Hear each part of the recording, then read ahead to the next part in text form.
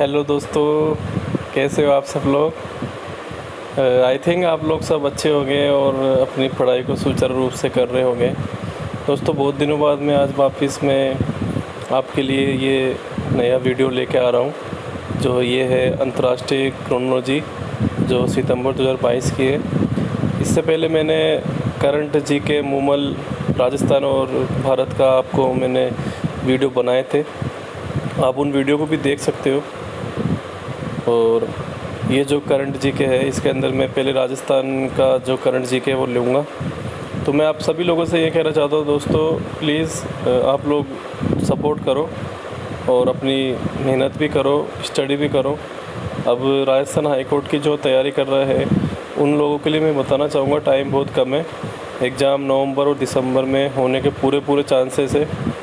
तो इसलिए मैं ये कहूँगा कि अब लग जाओ और अपनी पढ़ाई को सुचारू रूप से करो।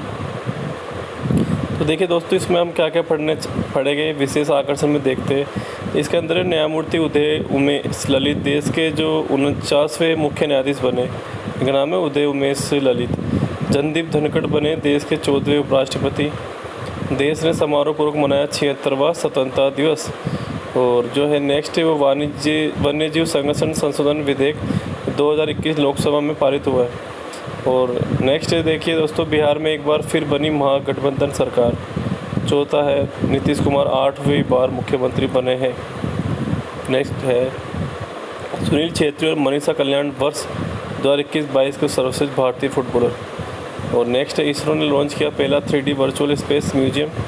नेक्स्ट है फॉर्च्यून ने जारी की ग्लोबल 500 सूची। नेक्स्ट है राजस्थान अक्षय ऊर्जा निगम को 5 राष्ट्रीय पुरस्कार मिले हैं। नेक्स्ट है राजस्थान हस्तशिल्प नीति 2022 जारी की गई है। नेक्स्ट साहित्य अकादमी युवा पुरस्कार 2022 घोषित किए गए। साहित्य अकादमी बाल साहित्य पुरस्कार 2022 भी घोषित किए गए। 44वां शतरंज ओलंपियाड इस साल हुआ है। नलाथम्बी क्लाइसेल्वी CAISR की पहली महिला महानिदेशक, बर्मिंघम राष्ट्रीय खेल मंडल 2022। तो दोस्तों, इसके अंदर हम ये विशेष आकर्षण में आपने देखा होगा, ये हम लोग इसके अंदर पढ़ने वाले हैं। तो हम पहले जो मासिक घटनाओं को देखते हुए इसमें स्टार्ट करते हैं। देखो दोस्तों, पहली जो बात की गई है, 15वें एशिया कप 2022 का आयोजन श्रीलंका की मेज़बानी में 27 अगस्त से 11 सितंबर 2022 को कहाँ पर किया गया है। तो इसका आंसर हो जाएगा UAE में। पहला आंसर हो जाएगा जो 15वां जो एशिया कप है 2022, उसका जो आयोजन है श्रीलंका में हुआ है। और श्रीलंका के अंदर जो 27 अगस्त से 11 सितंबर के बीच में, मतलब जो UAE में होगा, उसकी मेज़बानी कर रहा है UAE। तो नेक्स्ट क्वेश्चन देखिए दोस्तों क्या है। प्रधानमंत्री ने भुज में 2001 के भूकंप के दौरान अपनी जान गंवाने वाले लगभग 13,000 लोगों की स्मृति में किस स्मारक का उद्घाटन 28 अगस्त 2022 को किया गया। तो इसका राइट आंसर आपको हो जाएगा स्मृति वन स्मारक। मतलब जो 2001 के अंदर गुजरात के भुज के अंदर भूकंप आया था, उसके रिगार्डिंग जो 2022 में एक स्मारक बनाया जा रहा है, तो उसका नाम है स्मृति वन स्मारक। नेक्स्ट दोस्तों देखिए, भारतीय खेल प्राधिकरण ने किस थीम के साथ अखिल भारतीय स्तर पर विभिन्न खेल आयोजनों के लिए जारी वर्ष 2022 के राष्ट्रीय खेल दिवस 29 अगस्त को फिट इंडिया अभियान के हिस्से के रूप में मनाया जाएगा। तो इसका हो जाएगा एक समावेशी एवं स्वास्थ्य समाज के लिए खेल। नेक्स्ट देखिए दोस्तों, इसमें दिल्ली में राष्ट्रीय राजधानी क्षेत्र के मेहरौली में कुतुब मीनार के पास स्थित किस स्थान को राष्ट्रीय स्मारक घोषित करने का गजट नोटिफिकेशन अगस्त 2022 में जारी किया गया। तो देखिए दोस्तों, इसमें जो अपनी राजधानी दिल्ली, उसकी जो उस क्षेत्र मेहरौली, वहाँ पर एक कुतुब मीनार है, उसके पास में एक इसको राष्ट्रीय स्मारक घोषित करने का निर्णय लिया गया। तो ये नोटिफिकेशन की डेट, ये जो स्थान है वो है अनंगताल। अनंगताल है जो स्थान है, उसके अंदर जो मेहरौली में कुतुब मीनार है, उसको राष्ट्रीय स्मारक घोषित करने का नोटिफिकेशन 2022 में लिया गया है। तो वो स्थान है अनंगताल। नेक्स्ट है दोस्तों, वर्ष 2022 के लिए साहित्य अकादमी पुरस्कार हेतु हिंदी भाषा के लिए भगवंत मान कृति प्रमेय को चुना गया है। अंग्रेजी भाषा है तो इस पुरस्कार के लिए किसे चुना गया है। तो अंग्रेजी भाषा के लिए चुना गया है मिहिर वत्स। इसमें आपके देखिए दोस्तों 2 क्वेश्चन बन जाते हैं।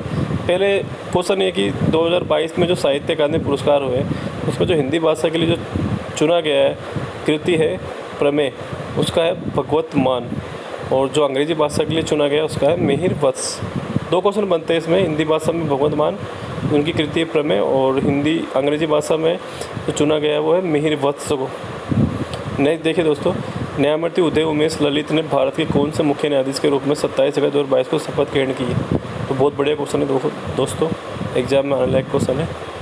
न्यायमूर्ति अपने जो है न्यायमूर्ति वो उदय उमेश ललित, तो भारत के जो मुख्य न्यायाधीश हैं वो है 49वें क्रम के। याद रखना दोस्तों, न्यायमूर्ति उदय उमेश ललित जो है भारत के मुख्य न्यायाधीश बने हुए 49वें क्रम के। नेक्स्ट चलते दोस्तों, दक्षिण कोरिया की प्रजनन दर विश्व की सबसे कम प्रजनन दर का अपना ही रिकॉर्ड तोड़ते हुए वर्ष 2021 के जनगणना आंकड़ों के अनुसार कितनी रह गई है? तो जो दक्षिण कोरिया की जो प्रजनन दर है विश्व की सबसे कम प्रजनन दर का रिकॉर्ड तोड़ते हुए 2021 की जनगणना में ये कितनी रह गई है? ये रह गई है 0.81। मतलब जो इसके अंदर बताया गया है कि दक्षिण कोरिया के अंदर जो प्रजनन दर है वो अपन जब जनसंख्या का आकलन करते हैं तो इसके अंदर विश्व की सबसे जो कम प्रजनन दर पाई गई है वो है दक्षिण कोरिया की, वो है 0.81। नेक्स्ट है दोस्तों, किसी प्रतिष्ठित वैज्ञानिक को रक्षा अनुसंधान और विकास विभाग का सचिव तथा रक्षा के अनुसंधान एवं विकास संगठन DRDO का अध्यक्ष 25 अगस्त 2022 को नियुक्त किया गया है। तो इस सबको किया गया है समीर वी कामत। क्या आंसर है दोस्तों? समीर वी कामत। किस प्रतिष्ठित वैज्ञानिक को रक्षा अनुसंधान और विकास संगठन विभाग का सचिव तथा रक्षा अनुसंधान और विकास संगठन का DRDO का अध्यक्ष नियुक्त किया गया है। तो दोनों उपाधि इनको दी गई है, एक दी गई है रक्षा अनुसंधान और विकास विभाग के सचिव और दूसरी रक्षा अनुसंधान और विकास संगठन DRDO के अध्यक्ष। तो ये नए अध्यक्ष है समीर वी कामत। सीधा क्वेश्चन आता है DRDO का अध्यक्ष कौन है? तो DRDO का जो अध्यक्ष है वो है समीर वी कामत। DRDO का अध्यक्ष है समीर वी कामत। जैसे आपको ये ध्यान रखना दोस्तों, छोटी छोटी बातें। नेक्स्ट देख, इसमें पूछा गया है न्यू इंडिया सेलेक्टेड राइटिंग 2014-19 नामक पुस्तक किस पूर्व केंद्रीय मंत्री के चयनित लेखों का संकलन है? इसका विमोचन पूर्व उपराष्ट्रपति वेंकैया नायडू ने 24 अगस्त 2022 को किया है। तो न्यू इंडिया सेलेक्टेड राइटिंग, ये जो पुस्तक है ये है अरुण जेटली के ऊपर लिखी गई है। न्यू इंडिया सेलेक्टेड राइटिंग कौन सी पुस्तक है? न्यू इंडिया सेलेक्टेड नामक पुस्तक है जो लिखी गई है अरुण जेटली की व्यक्तित्व के ऊपर। तो इसका जो विमोचन किया गया है वो किया गया है अपने वेंकैया नायडू जो उपराष्ट्रपति वर्तमान में इन्होंने किया है। नेक्स्ट है, ईरान के तेहरान में आयोजित 14वीं अंडर-18 एशियन वॉलीबॉल चैंपियनशिप में भारतीय टीम के दक्षिण कोरिया को हराकर अगस्त 2022 में कौन से पदक प्राप्त किया है? तो ईरान के अंदर जो तेहरान में 14वीं अंडर-18 18वीं जो एशियन वॉलीबॉल चैंपियनशिप हुई थी उसमें जो भारतीय टीम ने किसको हराया? दक्षिण कोरिया को, और हराकर जो पदक जीता है वो जीता है कांस्य पदक। बस आपको ये ध्यान रखना है, ईरान के तेहरान में 14वीं अंडर 18वीं एशियन वॉलीबॉल चैंपियनशिप हुई है जो भारतीय टीम ने दक्षिण कोरिया को हरा दिया है और इसमें कांस्य पदक प्राप्त किया है। नेक्स्ट है दोस्तों, विश्व डेयरी शिखर सम्मेलन 2022 का आयोजन नई 12 से 15 सितंबर 2022 को कहाँ पर किया गया है? तो विश्व डेयरी शिखर सम्मेलन का आयोजन किया गया है नई दिल्ली। कहाँ किया गया दोस्तों? नई दिल्ली में। नेक्स्ट, भिक्षावृत्ति में लगे हुए लोगों के पुनर्वास के लिए किस पहल के शुभारंभ केंद्रीय मंत्री वीरेंद्र कुमार द्वारा 12 अगस्त 2022 को नई दिल्ली में किया गया है? तो ये किया गया स्माइल 75 पहल। नेक्स्ट देखिए दोस्तों, वर्ष 2022 के फेलिक्स होफेक्ट बोगन यूनेस्को शांति पुरस्कार से किसे सम्मानित किया गया? तो इसका नाम है एंजेला मार्केल, पूर्व जर्मनी चांसलर है ये। तो जर्मनी की पहली चांसलर थी एंजेला मार्केल। इनको जो 2022 में मिला है फेलिक्स होफेक्ट बोगन यूनेस्को शांति पुरस्कार। नेक्स्ट 15 से 21 अगस्त 2022 को सोफिया बुल्गारिया में आयोजित अंडर 20 विश्व कप कुश्ती चैंपियनशिप में स्वर्ण पदक जीतने वाली पहली भारतीय महिला कौन बन गई है?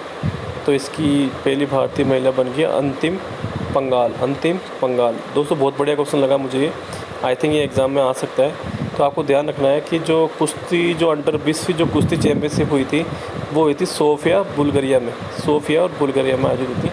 अब ये सोफिया जो है ये किसी कंट्री का जो स्टेट होता है, जैसे राजस्थान में जयपुर, आई थिंक वैसे ये सोफिया स्टेट है।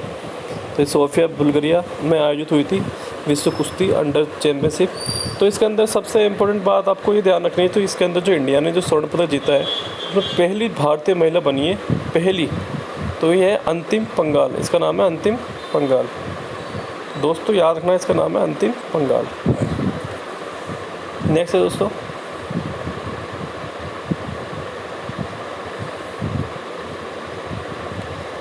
यहाँ पर भावी पीढ़ियों को देश के विभाजन के दौरान उत्पन्न संकट के बारे में जागरूक करने हेतु 14 अगस्त को किस रूप में मनाया गया है।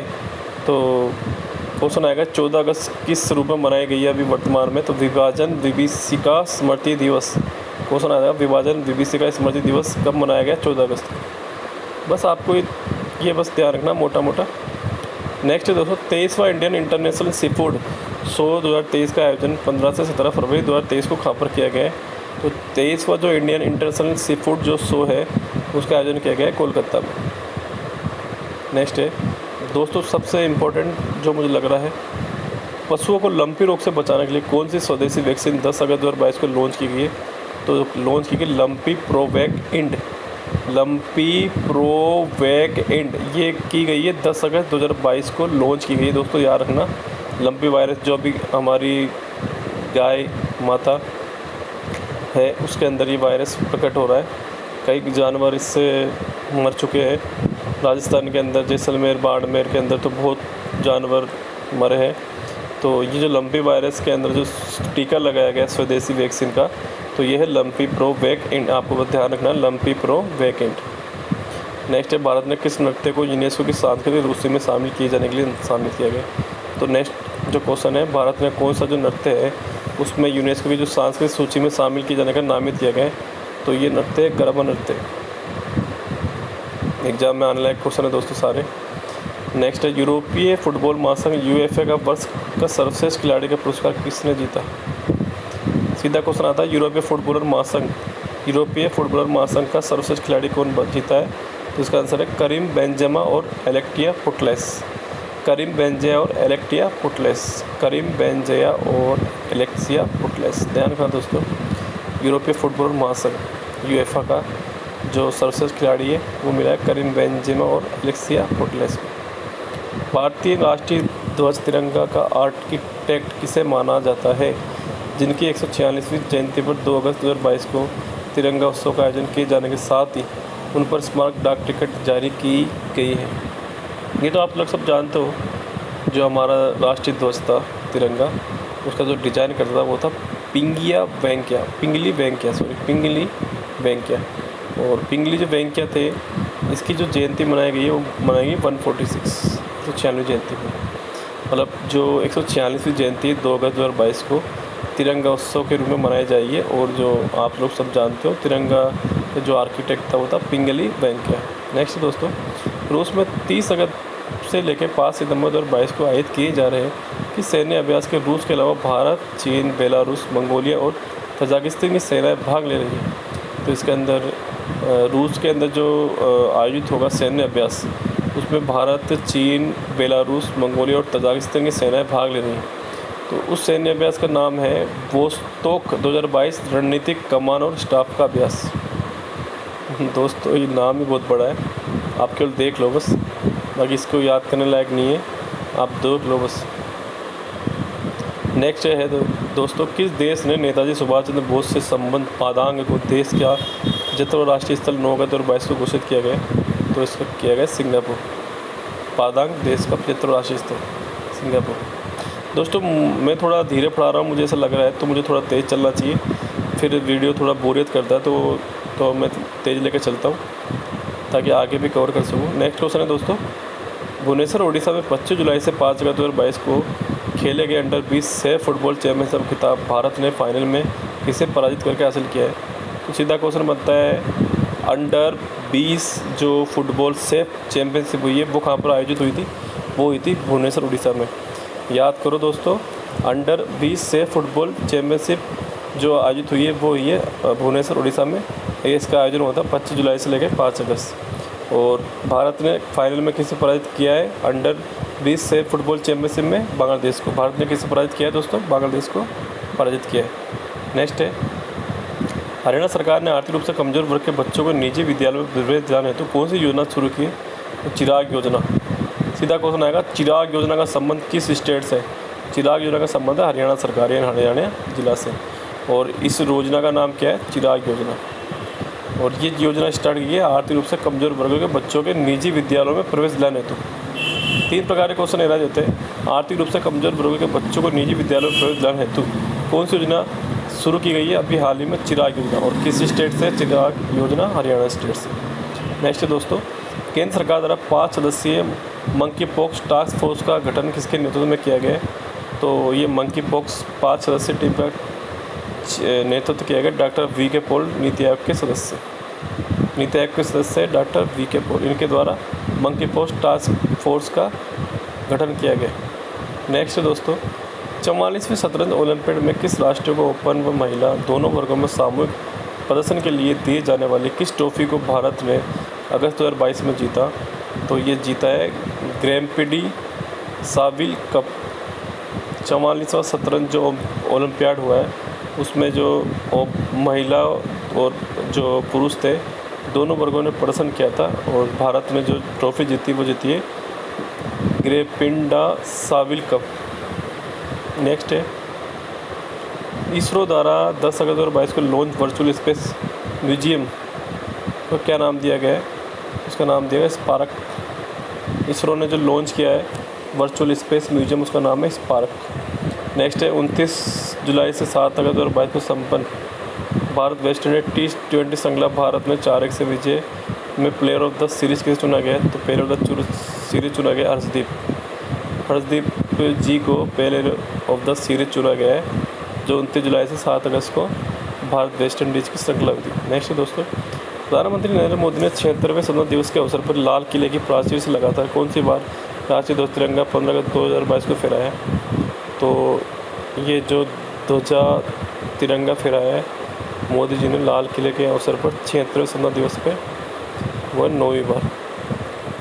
तो क्वेश्चन बनता है, प्रधानमंत्री नरेंद्र मोदी ने कितनी बार लाल किले पर ध्वजारोहण किया है? वो है 9वीं बार। शायद मेरे हिसाब से जो मेरी नॉलेज की थी वो सबसे ज़्यादा बार प्रधानमंत्री मोदी ने ही तिरंगा लहराया है। तो कौन सी स्वतंत्रता दिवस थी? 76वीं। नेक्स्ट दोस्तों, भारत की वह युवा स्ट्राइकर जो यूएफ महिला लीग में खेलने वाली भारत की पहली फुटबॉलर बन गई है, तो इसका नाम है, भारत की पहली युवा स्ट्राइकर यूएफा महिला चैंपियनशिप लीग में खेलने वाली भारत की पहली फुटबॉलर बनी है मनीषा कल्याण। कौन बनी दोस्तों? मनीषा कल्याण। तो ये था दोस्तों हमारे साथ में मासिक घटनाओं का सार।